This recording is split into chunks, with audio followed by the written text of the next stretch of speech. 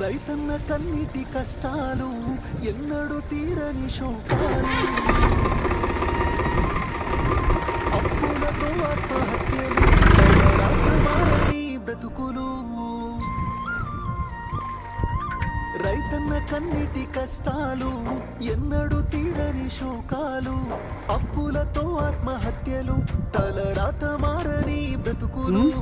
నష్టాన్ని కష్టాన్ని భరించి రైతన్న అవమానమాకలి ఎదిరించి రైతన్న మన కోసమే కష్టపడతాడు మన కడుపులని నింపుతాడు అయినా రైతన్నకి నాడు